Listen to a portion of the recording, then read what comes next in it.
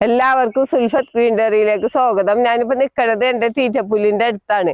അപ്പൊ തീറ്റപ്പുല്ല് എന്ന് പറഞ്ഞാല് പശു, ആട്, കോഴി, താറാവ്, മുയല്, പോത്തിനെയൊക്കെ വളർത്തണവർക്ക് തീറ്റ ചെലവാണ് ഏറ്റവും കൂടുതലായിട്ട് വന്നത്. അപ്പൊ തീറ്റ ചെലവ് പകുതിയിലേറെ കുറക്കാൻ പറ്റും നമ്മൾ തീറ്റപ്പുല്ല് വെച്ചുപിടിപ്പിച്ചാല്. കുറഞ്ഞ സ്ഥലം മതി നമുക്ക് തീറ്റപ്പുല്ല് വെച്ചുപിടിപ്പിക്കാൻ. അപ്പൊ കണ്ട, ഇതൊരു കുറച്ച് സ്ഥലത്താണ് നമ്മൾ നട്ടേക്കണത്. ഇത് ഇങ്ങനെ കട്ട് ചെയ്ത് എടുത്തോണ്ടിരിക്കണതാണ്. കട്ട് ചെയ്താൽ പെട്ടെന്ന് തന്നെ വളരണതാണ് ഈ തീറ്റപ്പുല്ല്. അപ്പൊ ഇത് റെഡ് നേപ്പിയർ ഇനത്തിൽപ്പെട്ട തീറ്റപ്പുല്ലാണ്. ഇതിന് അരമൊക്കെ കുറവാണ്.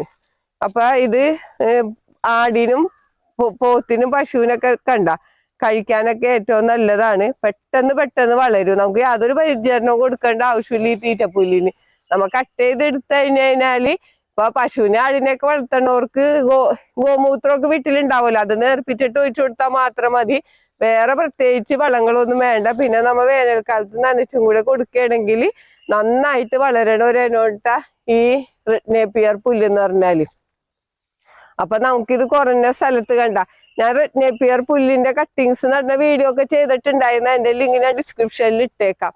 അപ്പൊ നമ്മിപ്പോ ഒരു കട നട്ടിട്ട് അത് കട്ട് ചെയ്ത് കഴിഞ്ഞാൽ പിന്നെ ഒരു 5-6 ചെനപ്പുകളായിട്ടാണ് വന്നത്. അപ്പൊ നമുക്കിത് ആഴ്ചയിൽ കട്ട് ചെയ്ത് ഒരേ അരികെ ഇപ്പൊ ഇത് നടണവർക്ക് ഒരേ അരികത്തുനിന്ന് തന്നെ കട്ട് ചെയ്ത് എടുത്തു കഴിഞ്ഞാല് ദിവസവും നമുക്ക് തീറ്റപ്പുല്ല് അരിഞ്ഞെടുക്കാം. അപ്പൊ ഇപ്പൊ 2 ആട് 5 ആടിനെയൊക്കെ വളർത്തുന്നവർക്ക് ഒരിത്തിരി സ്ഥലം മതി തീറ്റപ്പുല്ല് വളർത്താനായിട്ട്. കണ്ട, അപ്പൊ ഇത് വെയിലത്തേക്ക് ഇങ്ങനെ ഒരു തണലിലൊക്കെ നിൽക്കുമ്പോ കണ്ടില്ല, ഇപ്പൊ നമ്മുടെ ഒരു ഇളം പച്ചക്കളറും ഒരു റെഡും കൂടെ കൂടിയ കളറാണ്. പിന്നെ ഇങ്ങനെ കണ്ട നല്ല റെഡ് കളർ, കാണാൻ നല്ല ഭംഗിയുള്ള തീറ്റപ്പുല്ലാണിട്ടത്. കാണാൻ മാത്രമല്ല പശുക്കൾക്കും പോത്തിനൊക്കെ ഇഷ്ടപ്പെടണ ഒരു തീറ്റപ്പുല്ല് തന്നെയാണ് ഈ റെഡ് നേപ്പിയർ എന്ന് പറഞ്ഞു കഴിഞ്ഞാല്. അപ്പൊ നമ്മൾ ഇത് നട്ടിട്ട് നമുക്കൊരു 60 ദിവസം വേണ്ട കറക്റ്റ് ഇത് വിളവെടുക്കാനായിട്ട്. പെട്ടെന്ന് തന്നെ വിളവെടുക്കാൻ പറ്റിയ ഒരു ഇനമാണ്. നമ്മുടെ വീടിന്റെ മതിലിന്റെ സൈഡില് ഒരു കുറഞ്ഞ സ്ഥലത്ത് വളർത്താൻ പറ്റിയതാണ്. അപ്പൊ ആദ്യം വാരം കോരിയിട്ട്, ഇതിന്റെ കൃഷി രീതി എന്ന് പറഞ്ഞു കഴിഞ്ഞാല് ഇതിന്റെ കട്ടിങ്സ് ആ നടണ കണ്ട ഇതേപോലെയാണ് ഇതിന്റെ കട്ടിങ്സ് ഇരിക്കണത്. അപ്പൊ നമുക്കിപ്പോ ചെറിയ കട്ടിങ്സ് മതി. ഇതേപോലെ ഒരു 3 മുട്ടുള്ള ഒരു കട്ടിങ്സ് നട്ടാൽ മതി. അപ്പൊ ഒരു ഭാഗം നമ്മ മണ്ണിന്റെ അടിയിലാക്കി നിർത്താം, 2 ഭാഗം മുകളിലാക്കി നിർത്താം. അപ്പൊ ഇതിന് ചെനപ്പ് വന്നിട്ട് നമുക്ക് വാരത്തുമ്മല് നട്ടുകൊടുത്താൽ മതി. വാരത്തുമ്മ നട്ടുകൊടുത്തിട്ട് പിന്നെ നമുക്ക് അടിവളമായിട്ട് ചാണകപ്പൊടി എന്തെങ്കിലുമൊക്കെ ഇട്ടിട്ട് നട്ടുകൊടുക്കാം.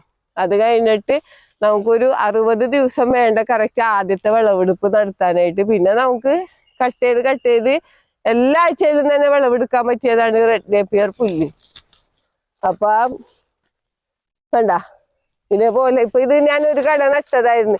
ഈ ഒരു കടയിൽ നിന്ന് ഇങ്ങനെ കട്ട് ചെയ്തപ്പോ ഇതിന് ചെനപ്പുകൾ വന്നിട്ടാണ് ഇപ്പൊ ഇതൊരു പുറ്റായിട്ട്. ഇതിന് എപ്പോഴും കട്ട് ചെയ്തോണ്ടിരിക്കണം. ഒരുപാട് പേരാണ് ഇവിടെ വന്ന് കട്ടിങ്സ് മേടിച്ചുകൊണ്ട് പോണതും.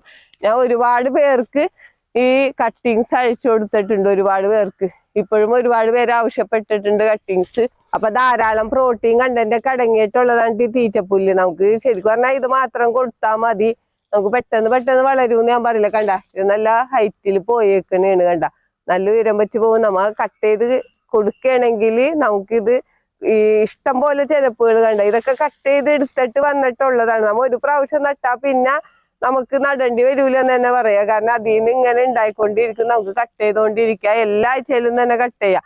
അപ്പൊ നമ്മ കുറച്ച് സ്ഥലത്ത് മതിലരികിലൊക്കെ ഇത് പിടിപ്പിച്ച് കഴിഞ്ഞു കഴിഞ്ഞാല് നമുക്ക് ഒരു അരികത്ത് തുടങ്ങി വീട്ടിലത്തെ ഇപ്പൊ പശു ആടിനൊക്കെ കൊടുക്കുകയും ചെയ്യാം. അപ്പൊ ഇതിന് നനച്ച് ഇപ്പൊ വേനൽക്കാലത്ത് നനച്ച് മാത്രം കൊടുത്താൽ മതി. വേറെ വളപ്രയോഗങ്ങളോ അല്ലെങ്കിൽ കീടങ്ങളുടെ ശല്യങ്ങളോ ഒന്നും തന്നെ ഇല്ലാത്ത ഈ തീറ്റപ്പുല്ല് എന്ന് പറഞ്ഞു കഴിഞ്ഞാല്. അപ്പൊ ഇത് കണ്ട, ഇതിപ്പോ നല്ല വെയിലത്ത് നിൽക്കുകയാണെങ്കിൽ ഇതേപോലെ നല്ല റെഡ് കളറായിരിക്കുള്ളൂ.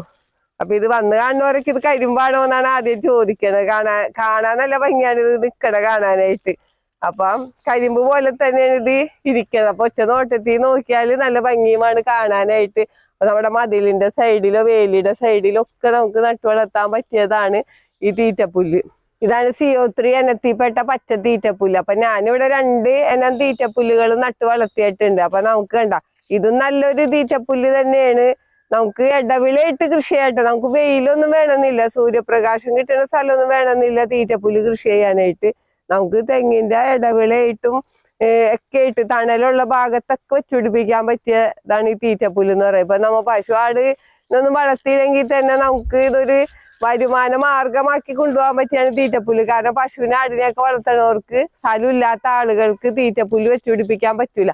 അപ്പൊ തീറ്റപ്പുല്ല് കൊടുത്തിട്ടായാലും നമുക്ക് നല്ലൊരു വരുമാനം ഉണ്ടാക്കാം. അങ്ങനെ ഒരുപാട് പേര് ചെയ്യണവരുണ്ട്. പറമ്പൊക്കെ വെറുതെ കിടക്കുമ്പോ തീറ്റപ്പുല്ലിന് പ്രത്യേകിച്ച് പരിചരണങ്ങളൊന്നും വേണ്ട. ആദ്യം നടണ ഒരു ഇത് മാത്രമേ ഉള്ളൂ, പിന്നെ നടണ്ടേ മഞ്ഞില്ലല്ലോ. അപ്പൊ നമുക്ക് വരുമാന മാർഗമാക്കി കൊണ്ടുപോകാൻ പറ്റിയതാണ് ഈ തീറ്റപ്പുല്ല്. കണ്ട, യാതൊരു പരിചരണം കൊടുത്തില്ലെങ്കിൽ കൂടി നന്നായിട്ട് തന്നെ വളരണതാണ് തീറ്റപ്പുല്ല്. അപ്പൊ ഈ CO3 തീറ്റപ്പുല്ല് നടണ വീഡിയോ ഞാൻ ചെയ്തിട്ടുണ്ടായിരുന്നു. അതിന്റെ ലിങ്ക് ഞാൻ ഡിസ്ക്രിപ്ഷനിൽ ഇട്ടേക്കാം. അപ്പൊ നമുക്ക് ഈ 2 ഇനം തീറ്റപ്പുല്ലുകളും നമുക്ക് നടാനായിട്ട് നല്ലതാണ്. കണ്ട, ഇതാണ് ഇതിന്റെ വിത്ത്. നമുക്ക് ഇങ്ങനെ ഇതിന്റെ വിത്ത് പാകി മുളപ്പിച്ചിട്ട് നമുക്ക് ഈ തൈകൾ ഉണ്ടാക്കാട്ടാ. വിത്തും നട, ഇതിന്റെ കട്ടിങ്സും നട. അപ്പൊ 2ഉം നട്ടിട്ടായാലും നമുക്ക് തൈകൾ ഉണ്ടാക്കാണ്ട. ഇതൊക്കെ ഇപ്പൊ അരിഞ്ഞെടുത്തിട്ട് ഇതിങ്ങനെ അരിഞ്ഞെടുക്കുന്നതാണ്. അരിഞ്ഞെടുത്തിട്ട് ഇതേപോലെ ധാരാളം, നമ്മ ഒരെണ്ണം അരിയുമ്പോ ധാരാളം ചെനപ്പുകൾ വരും. ഇതൊക്കെ ഇപ്പൊ അരിയാനായിട്ടുണ്ട്. ഈ ഒരു സ്റ്റേജിലാണ് നമ്മ അരിഞ്ഞ് കൊടുക്കണത്. കൊടുത്താൽ വീണ്ടും വീണ്ടും നമുക്ക് അരിഞ്ഞോണ്ടിരിക്കും. അപ്പൊ നല്ല ഏറ്റവും എളുപ്പത്തിൽ കൃഷി ചെയ്യാൻ പറ്റിയതാണ് ഈ തീറ്റപ്പുല്ല്. പശു, ആട്, കോഴി, താറാവ്, മുയലിനെയൊക്കെ വളർത്തണവർക്ക് എന്തായാലും നിർബന്ധമായിട്ട് വെച്ചുപിടിപ്പിക്കണോട്ട് ഈ തീറ്റപ്പുല്ല്. കാരണം നമുക്കറിയാലോ ഇന്ന് തീറ്റ ചെലവിന്റെ കാര്യം. ചെലവ് ഈ വളർത്തണവർക്ക് തീറ്റ ചെലവാണ് കൂടുതൽ. അപ്പൊ ലാഭകരമല്ല. പക്ഷെ നമ്മ തീറ്റപ്പുല്ലൊക്കെ വെച്ചുപിടിപ്പിക്കുകയാണെങ്കിൽ നമുക്ക് നല്ല ലാഭകരമാക്കി മാറ്റാം. കാരണം തീറ്റ ചെലവ് കുറയുമല്ലോ. അപ്പൊ നമുക്ക് അതുമല്ല, ഇതിൽ ഒരുപാട് പ്രോട്ടീൻ അടങ്ങിയിട്ടുണ്ട്. പിന്നെ നല്ല ഫ്രഷ് ആയിട്ട് നമുക്ക് കൊടുക്കുകയും ചെയ്യാം, നമ്മുടെ വീട്ടിൽ നിന്ന് തന്നെ വെട്ടിയിട്ടിട്ട്. അപ്പൊ നമുക്ക് പുല്ലൊന്നും ഇന്നിപ്പോ പണ്ട് കാലങ്ങളിലെ പോലെ പുല്ലൊന്നും നമുക്ക് പറമ്പുകളിൽ നിന്നൊന്നും കിട്ടാനില്ല. പണ്ടൊക്കെ നമ്മ മൃഗങ്ങളെയൊക്കെ വളർത്തുമ്പോ നമ്മ പറമ്പിലൊക്കെ കൊണ്ടുപോയി കെട്ടിയിട്ട് പുല്ലൊക്കെ കിട്ടുമായിരുന്നു. ഇന്നിപ്പോ അങ്ങനെ പുല്ലൊന്നുമുള്ള സ്ഥലങ്ങളൊന്നും ഇല്ല. അപ്പൊ നമ്മ തീറ്റപ്പുല്ലൊക്കെ തന്നെ നമ്മ വെച്ചുപിടിപ്പിച്ചാൽ മാത്രമേ നമുക്ക് കൊടുക്കാൻ പറ്റുള്ളൂ. നമുക്ക് ഇത്ര എളുപ്പത്തിൽ വെച്ചുപിടിപ്പിക്കാൻ പറ്റിയ വേറെ ഒന്നും ഇല്ല എന്തായാലും. അപ്പൊ എല്ലാവരും തീറ്റപ്പുല്ലൊക്കെ മേടിച്ച് നടണം.